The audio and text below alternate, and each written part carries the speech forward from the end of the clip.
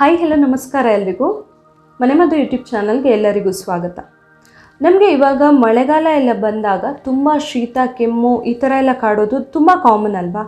ನಮಗೆ ಕೆಲವು ಸರಿ ಏನಾಗುತ್ತೆ, ರೋಗ ನಿರೋಧಕ ಶಕ್ತಿ ಕಡಿಮೆ ಆದಾಗ ಕೂಡ ಈ ಥರ ಪ್ರಾಬ್ಲಮ್ಸ್ ಎಲ್ಲ ಬರುತ್ತೆ. ಸೊ ನಾವು ಇಮ್ಯುನಿಟಿನ ಜಾಸ್ತಿ ಮಾಡ್ಕೊಳ್ಬೇಕಾಗುತ್ತೆ. ಯಾವುದೇ ಪ್ರಾಬ್ಲಮ್ಸ್ ಬಂದರೂ ಅದನ್ನ ಸೊಲ್ಯೂಷನ್ ಅಂತ ಹೇಳಿದರೆ ನಾವು ಇಮ್ಯುನಿಟಿನ ಜಾಸ್ತಿ ಮಾಡ್ಕೊಳ್ಬೇಕಾಗತ್ತೆ.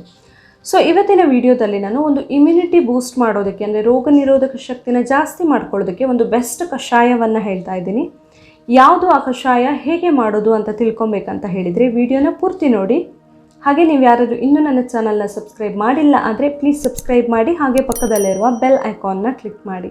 ರೋಗ ನಿರೋಧಕ ಶಕ್ತಿ ಜಾಸ್ತಿ ಮಾಡ್ಕೊಳ್ಳೋದಕ್ಕೆ ಇವತ್ತು ನಾನೊಂದು ಸಿಂಪಲ್ ಕಷಾಯವನ್ನು ಹೇಳ್ತಾ ಇದ್ದೀನಿ. ಇದಕ್ಕೆ ಫಸ್ಟಿಗೆ ನಾನು ಅರ್ಧ ಲೀಟರ್ ಆಗುವಷ್ಟು ನೀರನ್ನು ಹಾಕ್ಕೊಳ್ತಾ ಇದ್ದೀನಿ.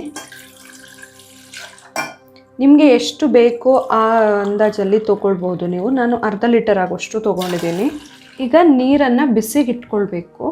ಇದಕ್ಕೆ ಈಗ ಫಸ್ಟಿಗೆ ನಾನು 5 ಕಾಳುಮೆಣಸನ್ನು ತೊಗೊಂಡಿದ್ದೀನಿ, ಹಾಗೆ 1 ಲವಂಗ ತೊಗೊಂಡಿದ್ದೀನಿ. ಇದನ್ನು ಒಂದು ಸ್ವಲ್ಪ ಪುಡಿ ಮಾಡ್ಕೊಳ್ಬೇಕು, ಜಸ್ಟ್ ಕ್ರಷ್ ಮಾಡಿದರೆ ಕೂಡ ಸಾಕು. ಇದು ಜಸ್ಟ್ ಜಜ್ಕೊಂಡ್ಮೇಲೆ ಇದನ್ನು ನೀರಿಗೆ ಹಾಕ್ಬಿಡ್ತೀನಿ. ನೀರು ಸ್ವಲ್ಪ ಬಿಸಿ ಆಗ್ತಾ ಇದ್ದಂಗೆ ಕಾಳುಮೆಣಸು ಮತ್ತು ಲವಂಗನ ಹಾಕ್ಕೊಂಡಿದ್ದೀನಿ. ಈಗ ಅರ್ಧ ಇಂಚ್ ಆಗುವಷ್ಟು ಹಸಿ ಶುಂಠಿನ ತೊಗೊಂಡಿದ್ದೀನಿ, ಅದನ್ನು ಕೂಡ ಸ್ವಲ್ಪ ಕ್ರಷ್ ಮಾಡ್ಕೊಳ್ತೀನಿ. ಇದನ್ನು ಕೂಡ ಈಗ ಈ ನೀರಿಗೆ ಹಾಕ್ಕೊಳ್ತಾ ಇದ್ದೀನಿ.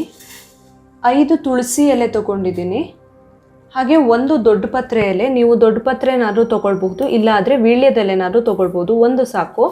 ಅದನ್ನ ಪೀಸ್ ಮಾಡಿಕೊಂಡು ಹಾಕ್ಕೊಂಡಿದ್ದೀನಿ. ಇವಾಗ ಇದಕ್ಕೆ ಅರ್ಧ ನಿಂಬೆಹಣ್ಣಿನ ರಸವನ್ನು ಹಾಕ್ತಾ ಇದ್ದೀನಿ, ಹಾಗೆ ಈ ಸಿಪ್ಪೆನ ಕೂಡ ಅದರ ಜೊತೆಯಲ್ಲೇ ಹಾಕ್ತಾ ಇದ್ದೀನಿ. ಇದಿವಾಗ ದೊಡ್ಡ ಉರಿ ಇಟ್ಕೊಳ್ಬೇಕು. ಫಸ್ಟಿಗೆ 1 ಕುದಿ ಬರೋ ತನಕ ದೊಡ್ಡ ಉರಿಯಲ್ಲಿ ಕುದಿಸ್ಬೇಕು. ಇದು ಒಂದ್ಸರಿ ಸರಿಯಾಗಿ ಕುದ್ದ ಮೇಲೆ ಉರಿಯನ್ನು ಸಣ್ಣ ಮಾಡಿ ಇಡಬೇಕು. ಇದೀಗ ನಾವೇನು ಅರ್ಧ ಲೀಟ್ರ್ ನೀರು ಹಾಕಿದ್ವಿ ಅಲ್ಲ, ಅದು 1/4 ಲೀಟರ್ಗೆ ಬರುವಷ್ಟು ಹೊತ್ತು ಕುದಿಸ್ಬೇಕಾಗತ್ತೆ. ಈ ಕಷಾಯದಲ್ಲಿ ನಮಗೆ ರೋಗ ನಿರೋಧಕ ಶಕ್ತಿ ಜಾಸ್ತಿ ಮಾಡ್ಕೊಳ್ಳೋದಕ್ಕೆ ಹೆಲ್ಪ್ ಆಗುವಂತಹ ಎಲ್ಲ ಇಂಗ್ರೀಡಿಯೆಂಟ್ಸ್ ಇದೆ. ಜೊತೆಯಲ್ಲಿ ಥ್ರೋಟ್ ಇನ್ಫೆಕ್ಷನ್ ಎಲ್ಲ ಆಗಿರುತ್ತಲ್ಲ, ಗಂಟ್ಲು ನೋವು, ಕೆಮ್ಮು, ಕಫ, ಶೀತ, ತಲೆನೋವು, ಹಾಗೆ ಜ್ವರ ಮತ್ತು ಹೊಟ್ಟೆಯ ಸಮಸ್ಯೆ ಏನಾದರೂ ಇದ್ದರೆ ಎಲ್ಲದಕ್ಕೂ ಕೂಡ ತುಂಬಾ ಹೆಲ್ಪ್ ಆಗುವಂಥದ್ದು. ಎಸ್ಪೆಷಲಿ ಥ್ರೋಟ್ ಇನ್ಫೆಕ್ಷನ್ ಇದ್ದರೆ, ಗಂಟ್ಲಲ್ಲಿ ಕಿರಿಕಿರಿ, ಗಂಟ್ಲು ನೋವೆಲ್ಲ ಇದ್ದರೆ ಕಡಿಮೆ ಮಾಡ್ಕೊಳ್ಳೋದಕ್ಕಂತೂ ಇದು ಬೆಸ್ಟ್ ಅಂತಲೇ ಹೇಳಬಹುದು ಈ ಕಷಾಯ. ಇದೀಗ 1/4 ಲೀಟರ್ ಆಗುವಷ್ಟು ಆಗಿದೆ, ಅಂದರೆ ಅರ್ಧಕ್ಕೆ ಬಂದಿದೆ. ಇದಕ್ಕೆ ಈಗ 1/4 ಟೀ ಸ್ಪೂನ್ ಆಗುವಷ್ಟು ಅರಿಶಿಣನ ಹಾಕ್ತಾ ಇದ್ದೀನಿ. ಅರಿಶಿಣ ಕೂಡ ರೋಗ ನಿರೋಧಕ ಶಕ್ತಿಗೆ ತುಂಬಾ ಒಳ್ಳೆಯದು, ತುಂಬಾ ಹೆಲ್ಪ್ ಆಗುವಂಥದ್ದು ಜಾಸ್ತಿ ಮಾಡ್ಕೊಳ್ಳೋದಕ್ಕೆ ರೋಗ ನಿರೋಧಕ ಶಕ್ತಿ. ಇದಕ್ಕೆ ಎಂಡಿಂಗಲ್ಲಿ ಒಂದು 4 ಕಾಳು ಕಲ್ಲುಪ್ಪನ್ನು ಹಾಕಬೇಕು. ಕಲ್ಲುಪ್ಪನ್ನು ಲಾಸ್ಟಲ್ಲಿ ಹಾಕಿದರೆ ಸಾಕಾಗುತ್ತೆ, ಜಾಸ್ತಿ ಹೊತ್ತೇನು ಕುದಿಸೋದೆಲ್ಲ ಬೇಡ ಆಗುತ್ತೆ. ಉಪ್ಪು ಕರಗೋಕ್ಕೆ ಒಂದು ಸ್ವಲ್ಪ ಹೊತ್ತು ಕುದಿಸ್ಬೇಕಾಗತ್ತೆ.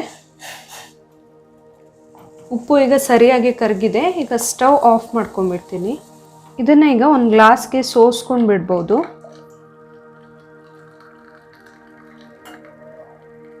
ನಿಂಬೆಹಣ್ಣಿನ ಸಿಪ್ಪೆನ ಬೇಕಂದರೆ ಈ ಥರ ಹಿಂಡ್ಕೊಂಡು ಬಿಡಿ ಒಂದು ಸ್ಪೂನಲ್ಲಿ.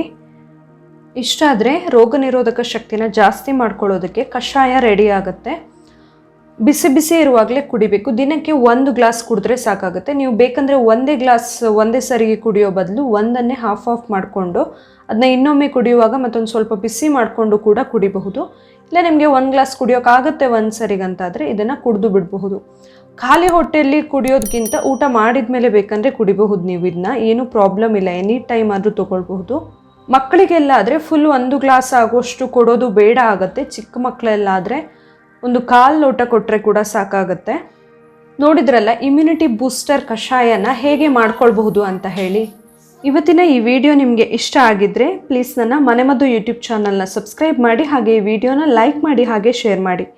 ನಾಳೆ ಇನ್ನೊಂದು ಹೊಸ ವಿಡಿಯೋದೊಂದಿಗೆ ಮತ್ತೆ ಬರ್ತೀನಿ. Thank you.